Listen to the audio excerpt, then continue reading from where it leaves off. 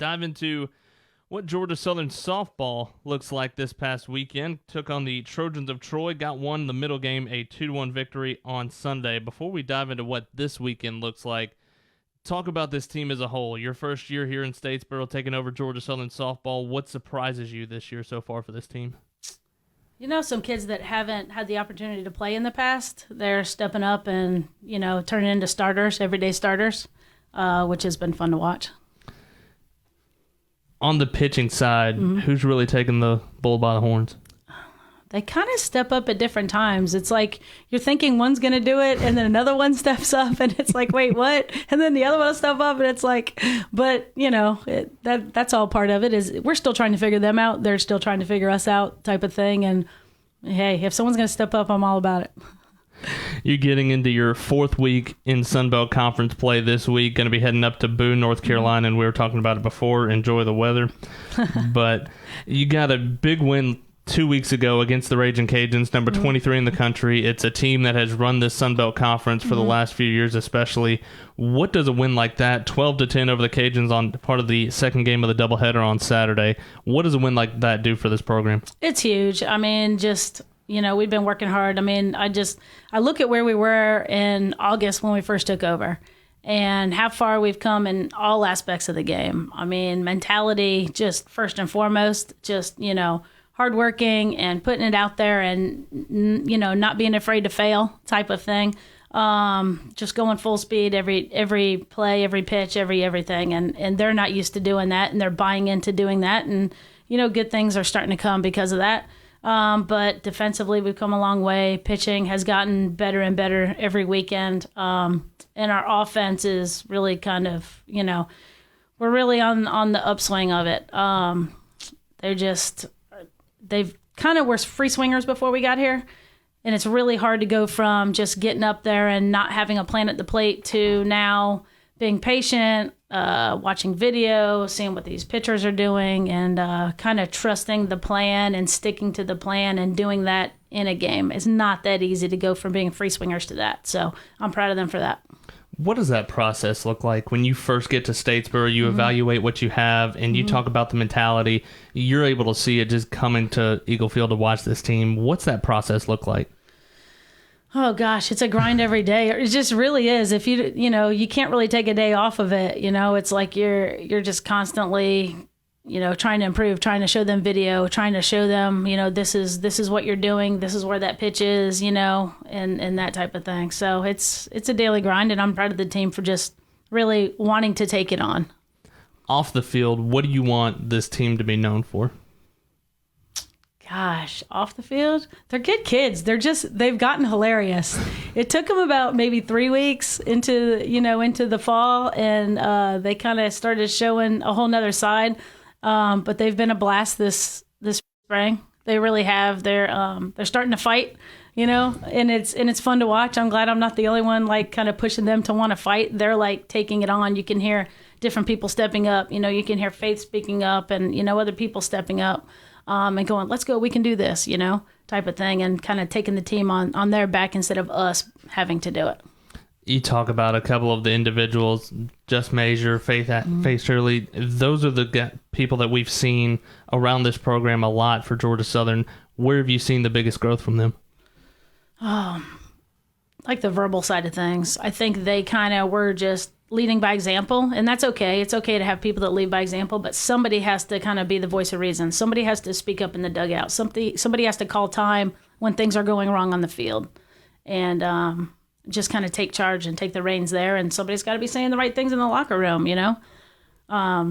We can tell them till we're blue in the face, but until they all buy into it and all pull together in the same direction, it's just not going to happen. Got a busy week coming up travel-wise. You'll head up to Athens on Wednesday to take on Georgia, and then head up to the mountain to Boone, North Carolina to take on App State Friday, Saturday, and Sunday. What you expect this weekend?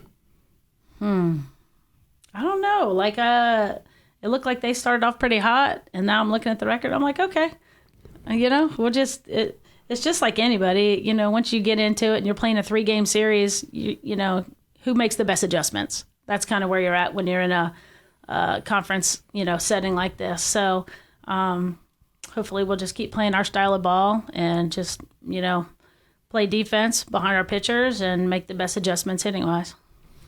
You've gotten a couple of big wins. We talked about the win over Louisiana, getting one from Louisiana Monroe in a late inning affair. You get one against Troy this past weekend, and we've talked about Sun Belt Conference softball, one of the top softball conferences in the country, and I'm sure that's part of what drew you to come to Georgia Southern, being able to take on teams like this. When you're getting wins against these teams, that hasn't necessarily been happening in years past.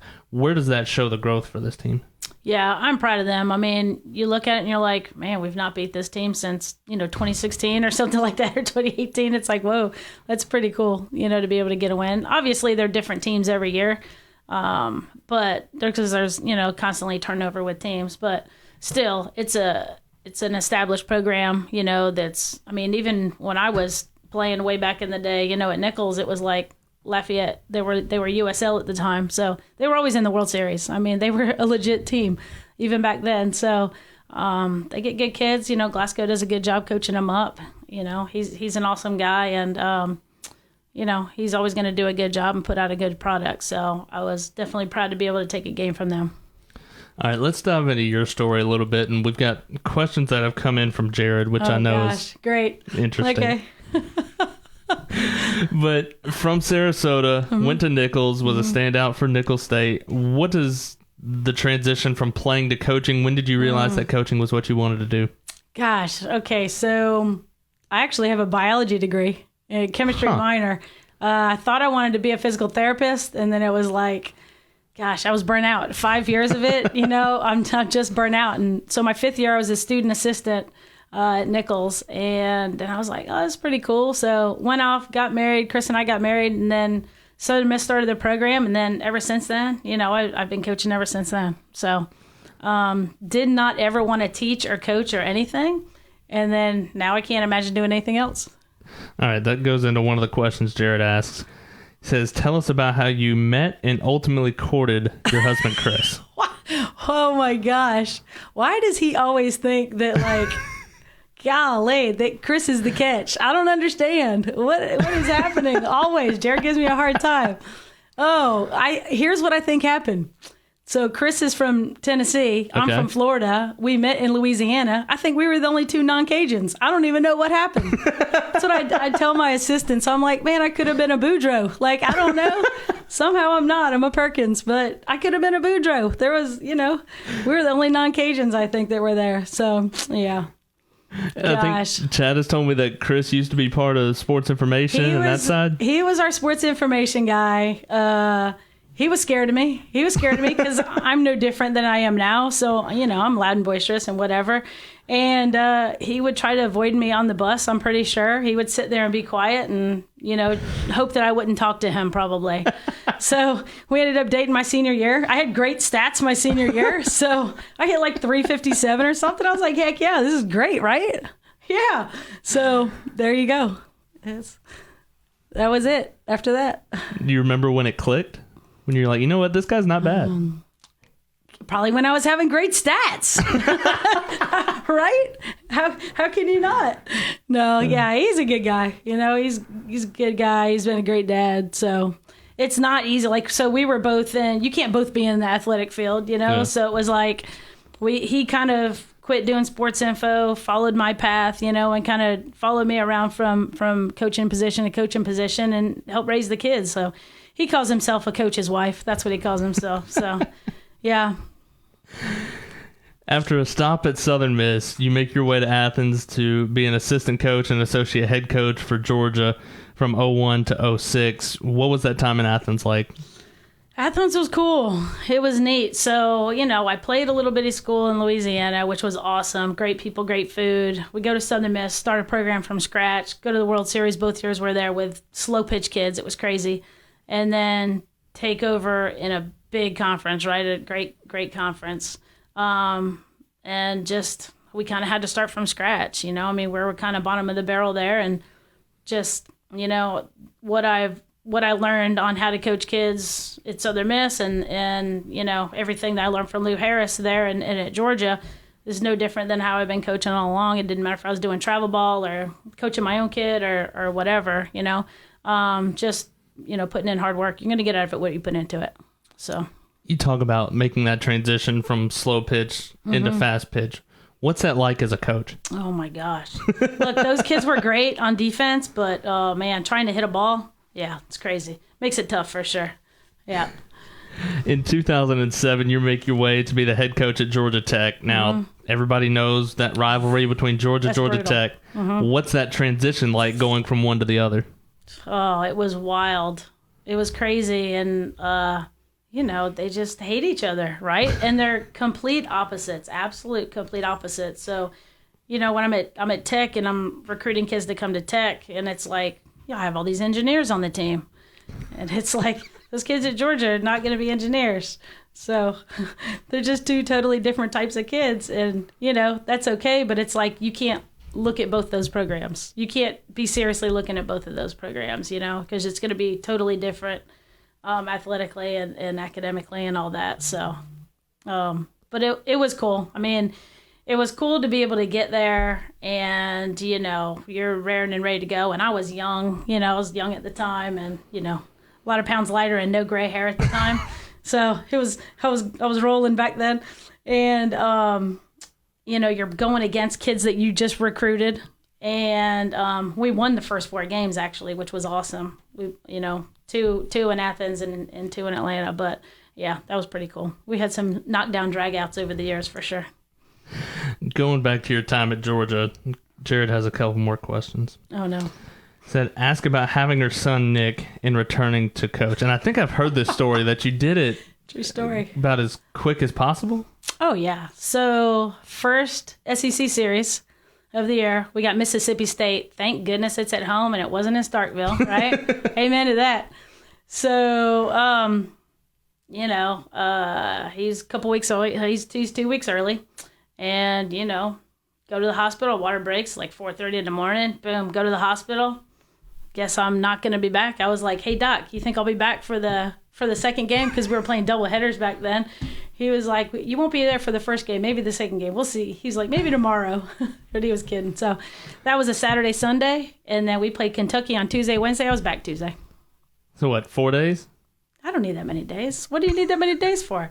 Saturday, Sunday, Monday? Yeah, I was back day 4. That's awesome. Yeah. All right. Jared says, favorite dish at Olive Garden? Fettuccine Alfredo. Okay.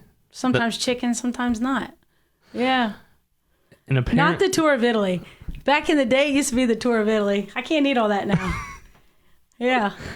All right. And then he wants a true or false that you used to make him eat and hang out with bus drivers when you were at Georgia. 100% true. You wouldn't let him eat with y'all? Somebody had to eat with the bus driver. We were not going to eat with the bus driver. Look, back then we didn't have the cool, awesome bus drivers that we've had now. Like the one I have now, he's awesome. The one that I had at Tech, he was awesome. I still talk to him. We still Facebook all the time. Awesome. Great guys. But some of these people, it's like, nah, you don't really want to be buddies with them. I don't know. And you're trying to talk about softball stuff. Right. And then, so. So Jared was just the low man on the totem pole. Yes, he was a nobody then. he was just a young kid, nobody. All that thick hair back then, man. Yes. And now, what happened? The table has turned, and now I'm walking in my office, and there's fake snakes under my desk that are scaring me. He's jumping out of bushes, and I'm like, what has happened? I don't even know. Was he the prankster jokester that he is now back then? No, because I think he was scared of us because at one point Lou and I were both pregnant at the same time. So that was not good, I'm sure. Yeah. And he traveled with y'all, right? Oh, obviously, yeah. He went on buses. Yeah. Oh, yeah. You have to ask him about those days. Oh. I'm sure we were a joy. Like, we're a joy anyway. Not pregnant. Imagine us pregnant. Yeah. Amp that up tenfold. Yeah. Good times. Yeah. All right. Jared's asked you and kind of poked at you a couple times in different interviews that he's done with you.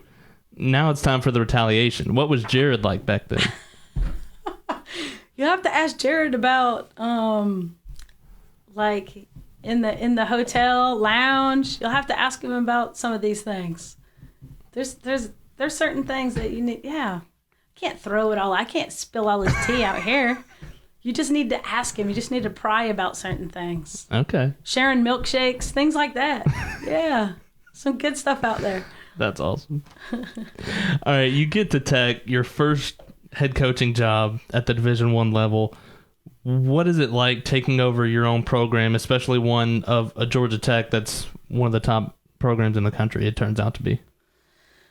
Yeah, I got pretty lucky. I mean, we had really good kids when I first got to Tech. I mean, I don't know if it was first, I guess it was first year we hit like 100 home runs. It was crazy. I mean, they were well coached. I'm not saying, it's not like I came in and the cupboards were bare. But we did have to get a lot better defensively because all they would do is, I think, go hit, and we hit really well, but we did not play defense well. So we had to really work on the defense. And, it's no different than coming into here and fixing some defensive things and things like that. But, yeah, they were good kids. I mean, Eileen Morales was a junior at the time. That's who's the head coach there now. She and I still talk. Actually, she texted me. She said, hey, sorry I missed your birthday yesterday. Happy belated birthday. So it's all good. So, we still talk. We're really good friends. But, it was kids like her that at the time were just hardworking kids. And they're no different than the ones that we have here. It's like they want to get better. They want to, they're ready to buy in and do whatever it takes. You go to the NCAA tournament 6 different times while you're at Tech. Mm-hmm. How much does that help now here at Georgia Southern that you're trying to get this Georgia Southern program back to that point? I think it just, kind of proves to me it's like, kind of know what you're doing. Like, you know what I mean? So I say, look, I may stink at a lot of things. I can't cook or clean. I hate it. I don't want to cook or clean. I stink at that, but I know softball. That's kind of how I feel, Not saying I know it all, but I feel like I know enough to be dangerous, maybe. Okay. Right? But, I feel like I know what it takes to get through to the kids. And, I feel like I've matured over the years and kind of calmed down. Not that I don't get amped up like yesterday with the umpire. Yeah, that was nice of him to give you a birthday present. Yeah, happy birthday. Sit in your locker room for the next 2 innings. Yeah, but that was exciting. My husband's been going, yeah, I mean, who else? What other coach would get tossed on her birthday? Just me. Yeah, that's okay. It was fun. I enjoyed it. It's been a while. I don't know that I deserved it, but it's been a while. It's all good. He deserved me yelling at him all day, but that's okay. But, yeah. Do you have any great stories of getting tossed? Oh, my gosh. So the last time this is what's funny because I was getting a lot of text messages from former players that are my daughter's age that I coached. So the last time I was tossed was a 14 and under game. Oh, I was fantastic. coaching my daughter's game. Yeah. And I ran out because this umpire was calling obstruction on my catcher. And she had the ball and was tagging the runner coming in. And the kid never slid, just trucked her, just completely trucked her. She's laid out. So I go running out there and I'm like, how is that obstruction? He tosses me. And I'm going, really? You tossed me for that? I really didn't even say anything. So then, I had to leave and they're escorting me out and I'm in the outfield. And then I get to Katie never hits home runs, my kid. And she hit her first home run and I'm out there. And I'm like, oh, this is awesome. Got a good view of it. It was perfect. Couldn't have been any better. Yeah. Did you go and get the ball? Nah, I don't do all that. Okay. That's not my thing. But I was like, oh, heck yeah. Yeah, it was good. You bring up your daughter, Katie. She's playing softball at North Carolina now. What's it like being able to see her, watch her, what she's doing now? It's pretty cool. Yeah, it's awesome. I was bummed because we were supposed to play in the tournament in Athens with them, and then we had COVID issues, so we couldn't go play because I was as soon as I took the position here, Coach Papa at UNC texted me and said, hey, congrats. And I said, hey, now that we're talking, it's like I'm going to need to get you guys on the schedule because I'm never going to get to see Katie now, play the last couple of years. And she goes, actually, we're playing in Athens. So I texted Tony and I asked him if we get in the tournament. He said, oh, yeah. So we're really looking forward to it. But the whole time, this was in May.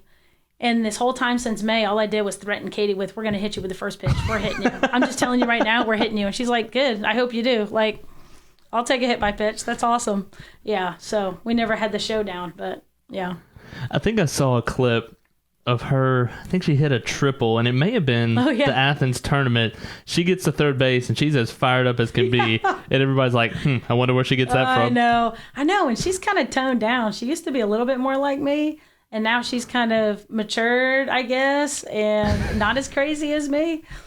She has a different way of putting things. Let's say that. Okay. And now my son's like me, and I was like, the whole time he was growing up, I was like, who is this kid? Like, is this even my kid? And now I'm like, oh, he's totally my kid. Like, oh man, he's such a smart aleck. I love it. It's great. His sarcasm is exactly me. And I didn't even realize until like 2 years ago. Is he into sports? He's into chorus, actually. Oh, very nice. Yeah. So he's looking at schools just based on the choral programs. He's actually looking at the program here, but he's looking at Michigan State. I think he's going to roll with Michigan State. We'll see. Very nice. Yeah. You're out of the college game for a number of years after you leave Georgia Tech after the 2013 season. You get into the travel ball side of it. How much had college softball changed from when you left Tech to the time getting here? Oh my gosh. The kids are just different. And everybody keeps saying that they're soft and they're this and they're that. I mean, I think you just have to get through to them differently. I'm not saying some kids aren't soft. Some kids have always been soft, right? I mean, back when I was playing, some kids were soft. I can think back. But I think they don't know how to handle certain situations as much as we were maybe prepared to. And I think that's why they come across as soft. Yeah. Being out of college softball as long as you were, how much does that kind of light the fire again underneath you to be able to come back into it this year? It's been fun. I've been loving it. And like, especially the last couple of weeks, we've been really figuring things out on the ball field. So I'm like, oh man, this is clicking now. Like it's you can really kind of see the fruits of your labor, But I think going back and coaching like 10U through 18U, like started at 14s and went through 18U when my daughter graduated and went back down, dropped down back down to 10s and was coaching my way up again. And just kind of getting to the roots of understanding that everybody learns differently. And I never would have even thought about that. When I was at Tech, I was like, right here, my way or the highway. All about winning, didn't really care about anything else. And I think now it's kind of like there's more to it than that. And really taking the time to get to know everybody individually and kind of figuring out how they tick and what it's going to take to get them to get it. How cool is it to be able to go back, figure that out, and now bring it back to the college game? Yeah, I feel like I kind of have like a second chance at it. You know what I mean? It's like a totally different approach. Not that I'm not still firing and still, amped up and whatever and still coaching hard. I'm still coaching the same. I mean, even when I was coaching 10U, 12U kids, I'm still coaching hard. I still have expectations, and I'm still putting the pressure on them to succeed. But, I feel like I do have some more patience now. And I think they kind of buy into it more maybe now because they get that I am like really trying to figure them out and, they see that we care. You know what I mean? So I have an awesome staff. They've been great. A lot of ideas have been theirs. And I'm like, oh yeah, because they were still kind of in it at this level, right? And I was at the younger level. So I was like, yeah, I mean, they're great at throwing out ideas. And I'm like, yeah, let's just give it a shot. Let's roll with it. So talk about your staff. You've got Mary Beth on the pitching side, Heather on the hitting side. Mm-hmm. What about those two really made you want to have them on your staff? I think because they're all in about like building something. They're not coming in going, oh, it's, that's not fine tuned, and they're not, they didn't come in going, I want a winning program and we're fine tuned and just come in and just, it's a well-oiled machine or whatever. They're not afraid to, kind of roll up their sleeves and get their hands dirty and all that. They take on everything. I don't have to ask them to do anything. I mean, they jump in and just see something needs to get done and they get it done. They're pretty amazing. Yeah. Talk about the process coming to Georgia Southern. It's got to be weird. Probably the last time you saw Jared was at Georgia as a student intern for the communications. Probably at the wedding was the last time I saw him, but yeah. But now he's the athletic director at Georgia Southern calling you to come be and lead this program. What's that thought process like?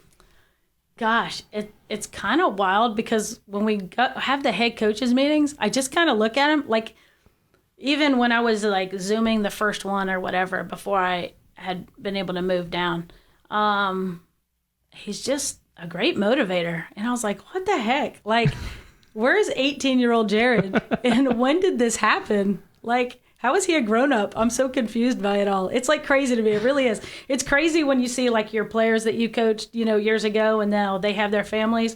It's the same thing with Jared. It kind of blows my mind. It's like watching him parent his kids and, talking with Sarah and stuff. He's just he's just an amazing guy, What made the decision to come back to Statesboro, come back to college coaching, get back in it with Georgia Southern?